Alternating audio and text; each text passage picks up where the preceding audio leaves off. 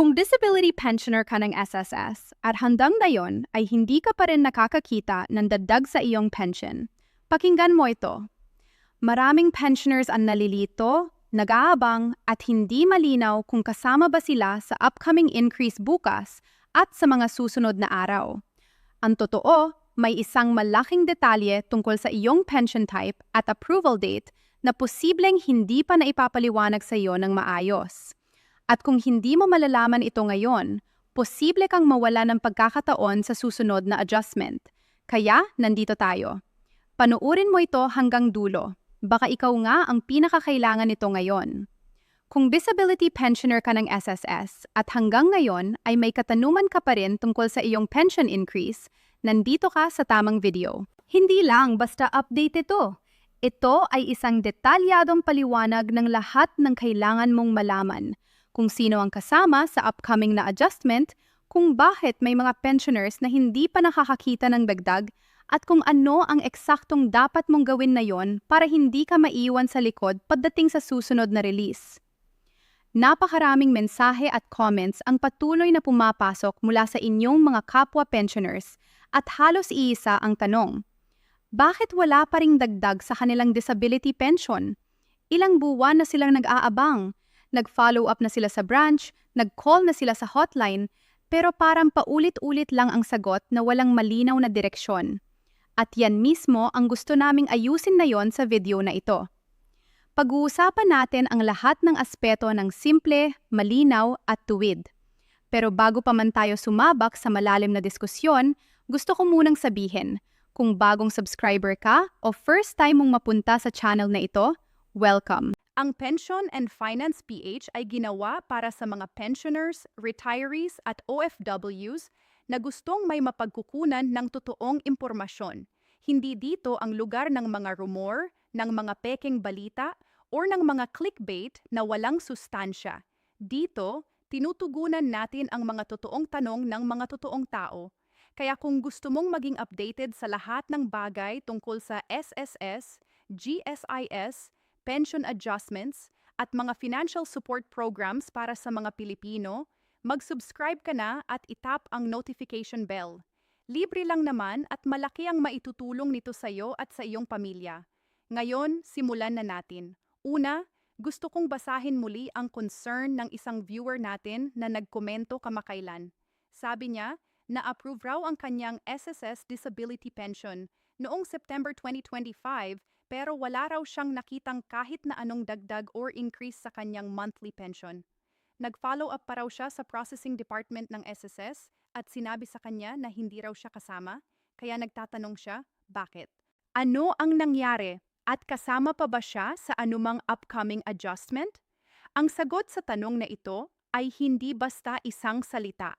Kailangan nating unawain ang dalawang bagay, ang timeline ng Pension Adjustment Program at ang uri ng disability pension na hawak ng isang pensioner. Simulan natin sa timeline. Base sa mga impormasyon na lumabas noong nakaraang taon tungkol sa pension adjustment ng SSS, may mga pensioners na naisama sa unang batch ng increase noong September 2025.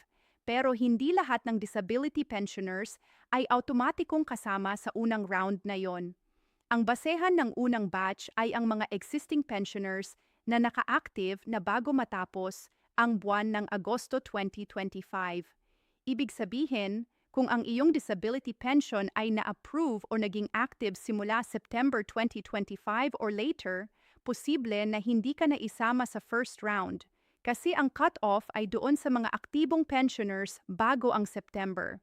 Ito ang madalas na hindi na ipapaliwanag ng maayos sa mga pensioners sa mga branch.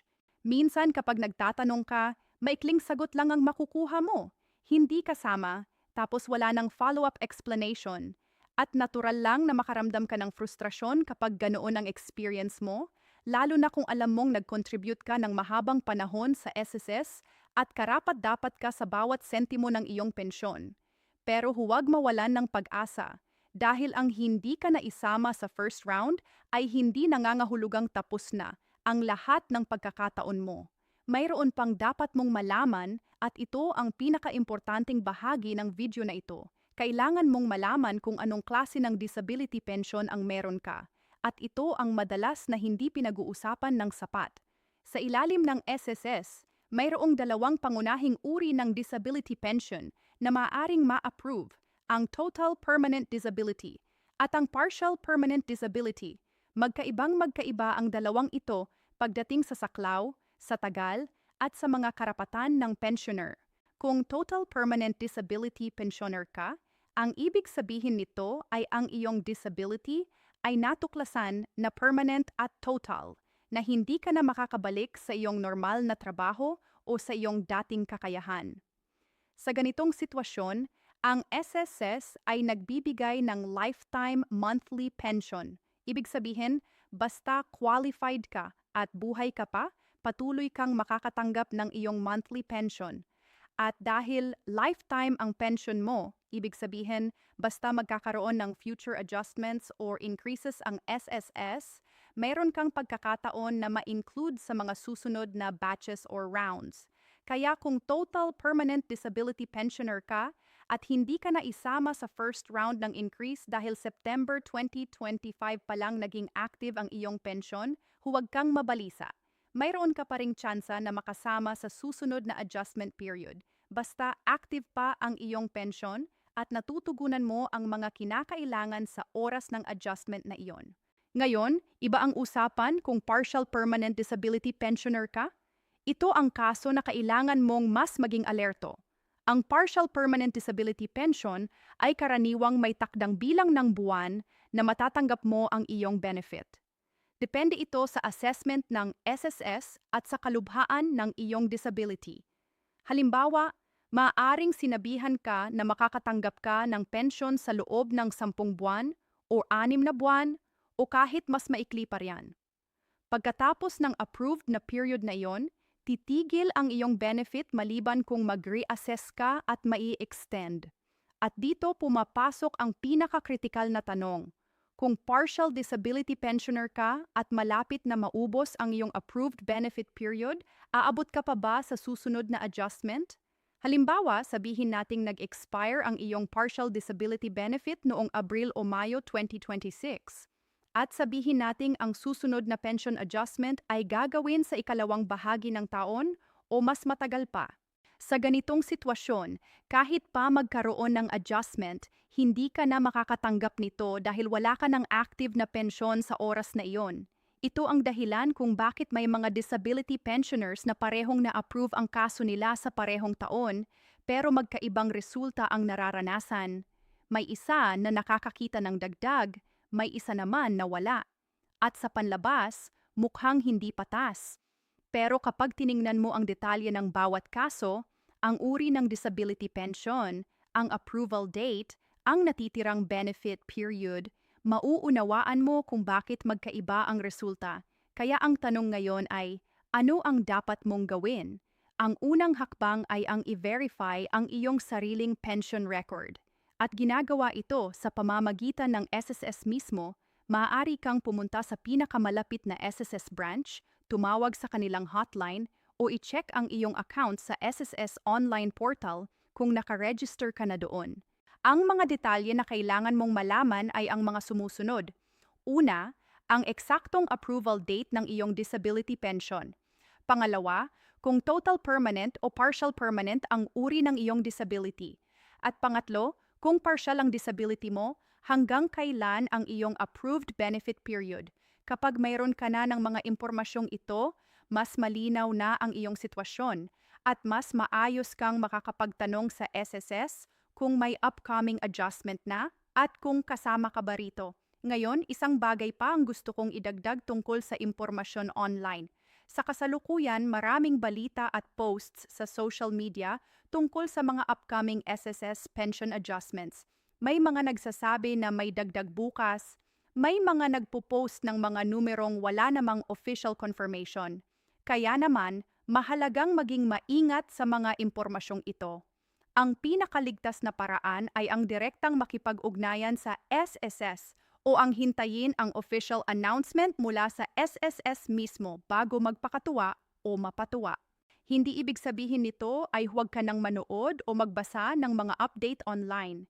Impormasyon ang kapangyarihan at mas maigi na may alam ka kaysa wala. Pero kailangan nating ma-distinguish ang verified na impormasyon mula sa mga chismis at speculation. At dito sa Pensyon and Finance PH, lagi naming sinusubukang i-verify bago i-share. Pero pag-usapan naman natin ng mas malawak ang kalagayan ng mga disability pensioners sa ating bansa ngayon at kung bakit napaka-importante ng bawat pisong dagdag sa kanilang monthly pension. Para sa maraming SSS disability pensioners, ang pensyon na kanilang natatanggap bawat buwan ay hindi supplemental income lamang. Para sa ila, ito ang pangunahing pinagkukunan ng kabuhayan. Ito ang pambili ng gamot, ng pagkain, ng pambayad ng kuryente at tubig, ng pambayad ng renta o ng bahay, at ng iba pang pangunahing pangangailangan.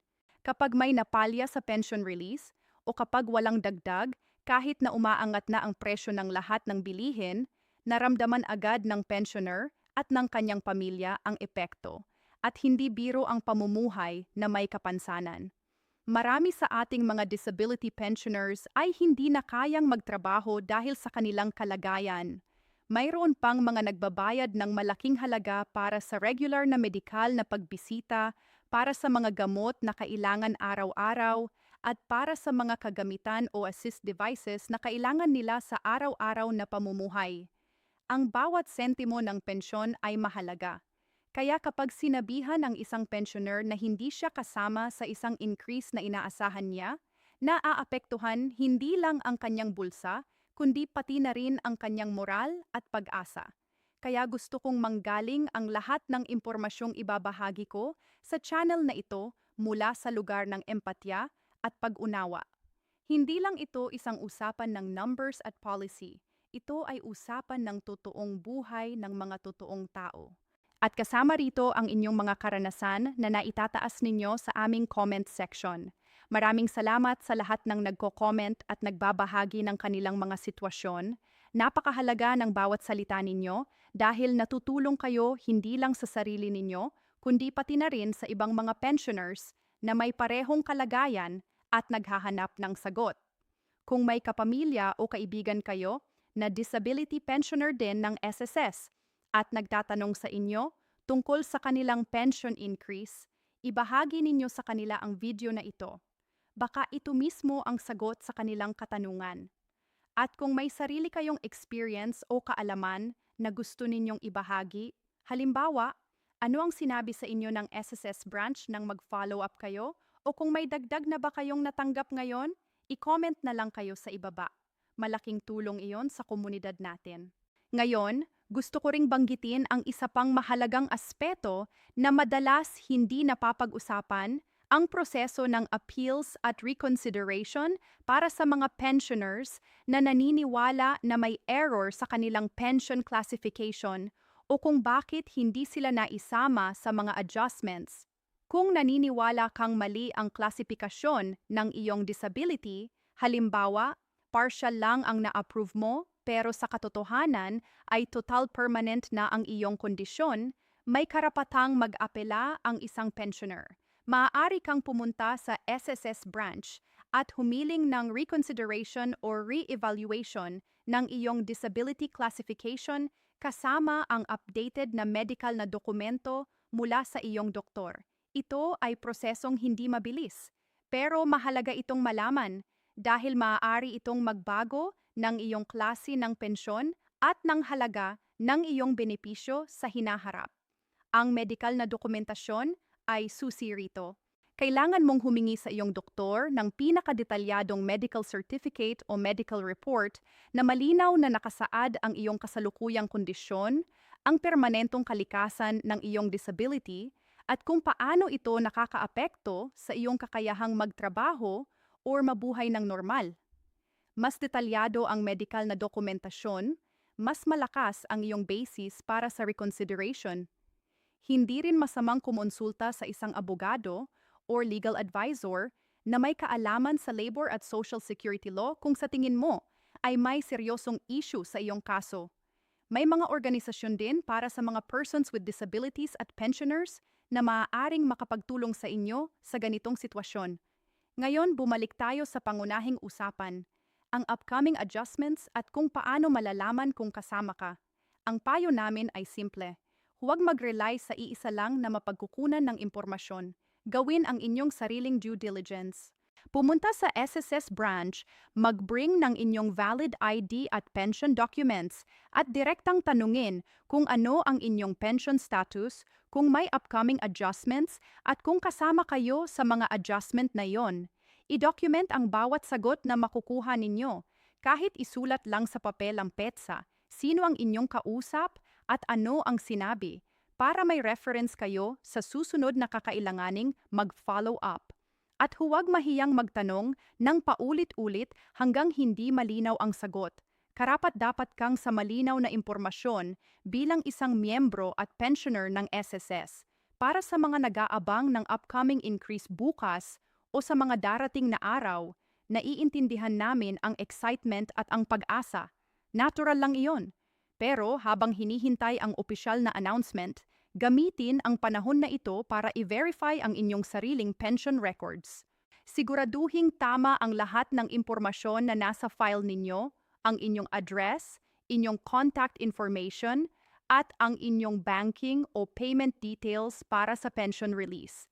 Dahil minsan ang pagkaantala ng pensyon ay hindi dahil sa eligibility issue, kundi dahil lang sa maling payment details or outdated na impormasyon sa file. Muli, ang aming payo sa lahat ng disability pensioners, malaman ang inyong pension type, total permanent o partial permanent, malaman ang inyong approval date, at malaman ang inyong remaining benefit period kung partial disability kayo. Ang tatlong impormasyong ito ang magbibigay sa inyo ng malinaw na larawan ng inyong sitwasyon at ng inyong mga karapatan pagdating sa mga pension adjustments. At para sa ating mga viewers na hindi pa nag-file ng disability claim kahit qualified na kayo, mangyaring huwag pang patagalin. Ang SSS Disability Benefit ay para sa inyo. Kayo ang nag-contribute para dito. At meron kayong karapatang tamasahin ang mga benepisyong iyon. Huwag hayaang ang kawalan ng impormasyon o ang takot sa proseso ang pumigil sa inyo sa pag-file ng inyong claim. Maraming resources ang available ngayon para tulungan kayo mula sa SSS website, sa kanilang branches, sa kanilang hotline na 1455, at sa mga channels tulad ng aming Pension and Finance PH na naglalayuning gawing madali at maiintindihan ang lahat ng impormasyong ito para sa lahat ng Pilipino. Bago tayo magtapos, gusto kong sabihing muli ang pinakamahalagang lessons ng video na ito. Una, kung hindi ka naisama sa first round ng SSS Disability Pension Increase, posible na dahil ang iyong pensyon ay naging active pagkatapos ng cut-off date ng unang batch. Hindi ito ibig sabihin ay hindi ka qualified. Ibig sabihin lamang ay posible kang kasama sa susunod na upcoming adjustment period. Pangalawa, malaman ang iyong pension type. Kung total permanent disability pensioner ka, mayroon kang lifetime pension at mas maraming pagkakataon na ma-include sa mga future adjustments. Kung partial disability pensioner ka, tiyaking alam mo ang iyong remaining benefit period at kung aabot ka sa susunod na adjustment period. Pangatlo, i-verify ang iyong pension records mismo sa SSS. Huwag mag-asa sa chismis o sa hindi opisyal na impormasyon. Diretso sa pinagmulan. Pang-apat, kung may karapatan kang mag-apela o mag-reconsider ng iyong pension classification, gawin ito ng may kumpleto at updated na medikal na dokumentasyon. At panglima, ibahagi ang impormasyong ito sa ibang disability pensioners na may parehong concern. Ang mas maraming tao ang may access sa tamang impormasyon, mas maraming tao ang makakatulong sa sarili nila. Alam namin na hindi madali ang maging disability pensioner sa Pilipinas ngayon. Maraming hamon, maraming proseso, maraming kalituhan. Pero nandito ang Pension and Finance PH para maging kasama ninyo sa bawat hakbang ng prosesong iyon. Magkasamang haharapin natin ito. Maraming salamat sa inyong panonood hanggang dulo. Ito ay Pension and Finance PH. Mag-ingat kayo lahat. Manatiling malusog. Patuloy kayong nag-follow ng tamang impormasyon para sa inyong kapakanan at sa kapakanan ng inyong pamilya. God bless po kayong lahat. Disclaimer, ang nilalaman ng video na ito ay para lamang sa pangkalahatang impormasyon at pampublikong talakayan para sa opisyal na kumpirmasyon ng inyong pension status, eligibility sa mga increase at disability classification, makipag-ugnayan lamang sa opisyal na mga channel ng Social Security System at sa pinakamalapit na SSS branch sa inyong lugar.